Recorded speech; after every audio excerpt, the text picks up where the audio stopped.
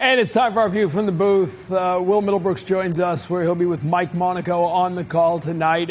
Will, it'll be the nightly update now. Someone's going to ask Alex Cora about Rafael Devers every single day. It's been 24 hours, really more since Rafael talked, but 24 hours since ownership and management was out there meeting.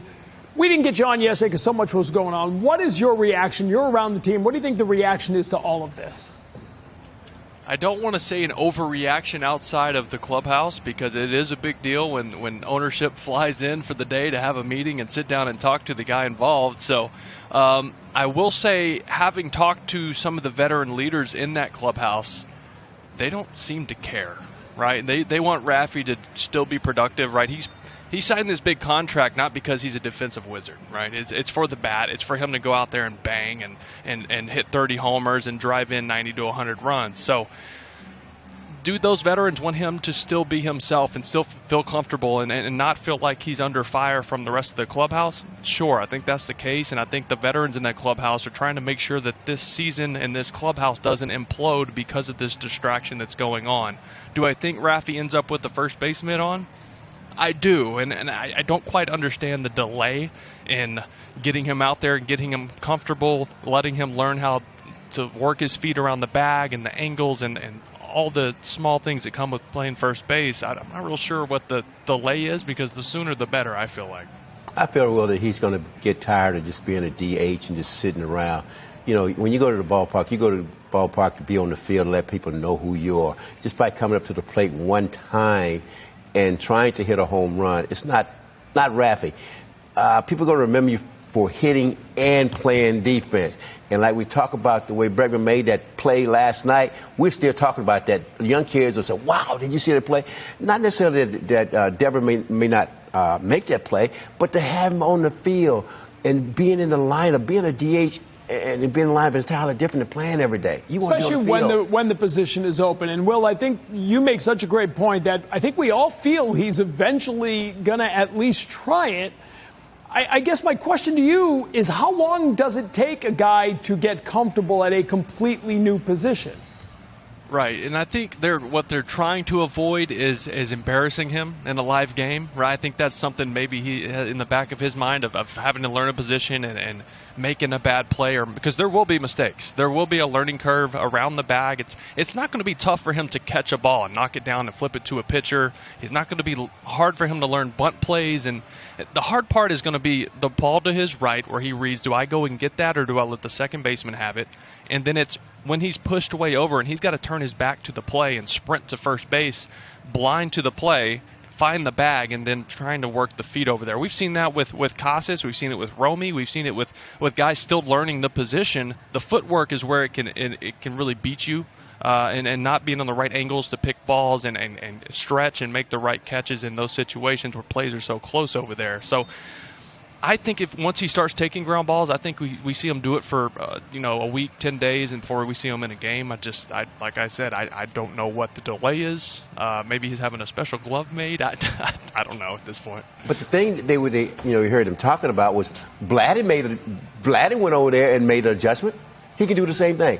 But the thing about it, you're going to make errors. It's not your position. You're going to make errors. You're going to make mistakes and things like that. But you learn from the mistakes. And like you say, you learn the footwork over there.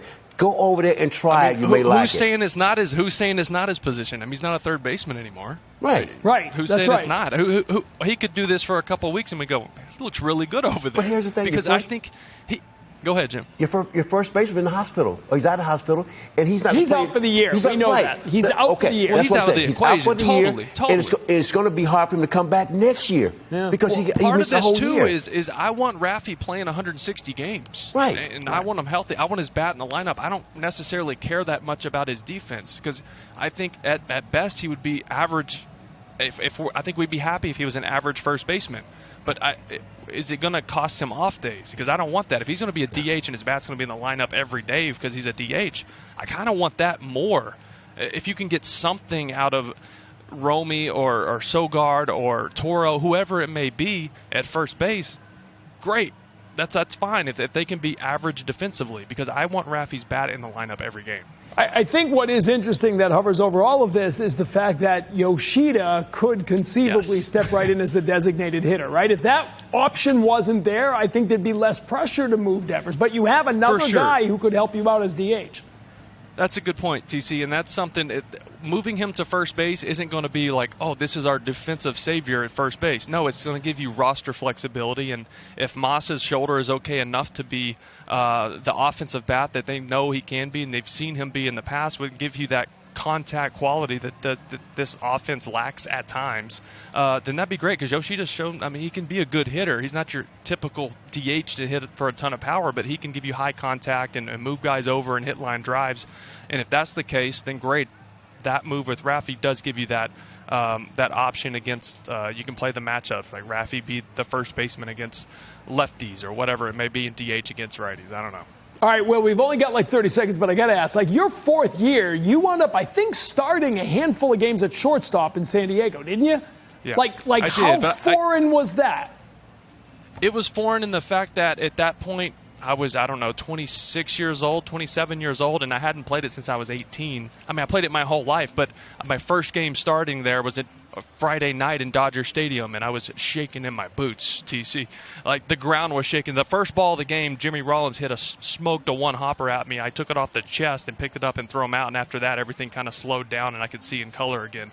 But it was tough. I mean, going third to first is a lot easier than going corner infield to the middle, because it's completely different. But I bring it up because that was your fourth year. And so even guys who've been in this game a long time, you stick them somewhere uncomfortable. Yeah. Again, you'll get over it quickly because you're a professional, but I know it's not as easy as people think. Right, I know we got to go, but like at that point, like I'm not making $30 million a year. I won't make $30 million in my entire life. So at that point, I was saying, yes, sir, I'll do whatever to get in the lineup. Wait, at that point, like you are now, I think that's the bigger story. Only 25 right now. Now I know why he's doing so many games. All right, just fair want enough. to tell us. Well, great stuff. We appreciate it. Thank you. Thank you, guys.